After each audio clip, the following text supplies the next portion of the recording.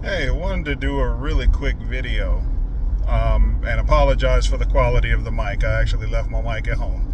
But I wanted to do a really quick video on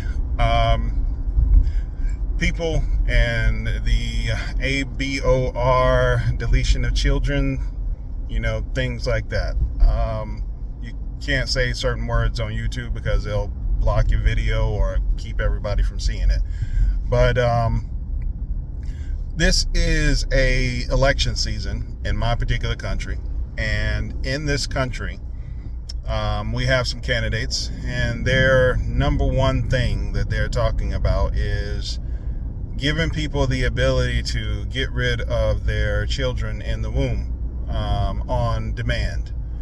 I've seen numerous people talk about how it's for women's health, and numerous people talk about how it's for the benefit of women, and I'm wondering how can it be for your health if you're getting it just simply because you were reckless with your womb and you didn't want to get pregnant by the person you got pregnant by.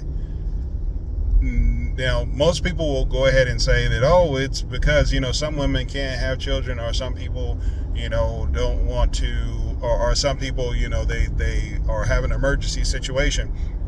And to be honest, from the conversations that I am seeing online, the conversations that I am seeing out in the world, the majority of women are not doing this because of some health reason. There are some, and that's very valid. But the majority of them are doing it because they can. Not because they should, but because they can. And that is a despicable thing to sit here and be reckless with your womb and then take the life of an innocent because you were reckless with your womb. The one thing that I wonder if people, I was having a conversation yesterday, and I told someone, I gave him an analogy, and I guess it's very apt. Imagine, if you will, you're about to buy a house, right? And in buying that house, the realtor comes to you and says, in this house, a family was murdered or deleted. Hopefully YouTube doesn't strike this video down or get rid of this video. But they were deleted. And they were deleted right here in this room. Then not only do they tell you that that's what happened, but they tell you that you have to watch the pictures. You have to see the pictures of it.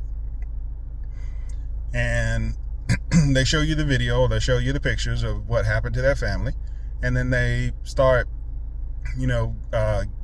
giving pieces of the parts that were left during that crime. Now, would you be happy to buy that home? Would you be happy to live in that home? Would you not each and every day find yourself remembering those pictures you saw, feeling the pain, trying to understand why somebody would be such a monster? You would try that, but you wouldn't be successful in getting over that feeling, so you wouldn't want to buy that house. But what happens when that house is your body? What happens when that house that crime was committed is on the inside of you? Do you think that does not wreak havoc on your mental state of being? Do you think that does not wreak havoc on your physical state of being? How can you do that to your body and your soul, and then try to pretend as if life is going to be absolutely fine? It is not. Under any circumstances, it is not. And what you also don't realize, just speaking at it from a biblical standpoint, which a lot of Christian women are doing it for that very same reason. They're doing it, or they're getting rid of children because they don't feel it's ready. They want to quote unquote live their life and all of this other crazy stuff. And what they don't understand is that they are committing a blood sacrifice.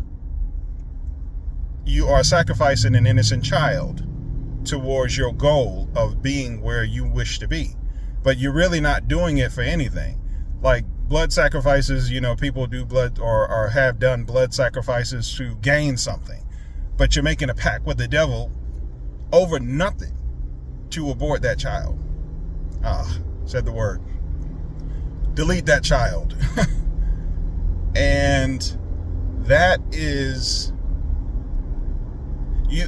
I really don't think what some of these politicians touting that is the very first thing that they're going to try to do. They don't have no other policies on their website. They don't have they don't tout any policies. They don't say anything else. But when they get up on the speech podium and they start talking about, the first thing that they talk about is, we're going to make sure that you can delete your children. And that's foul. That's beyond foul. And remember what I said about the house.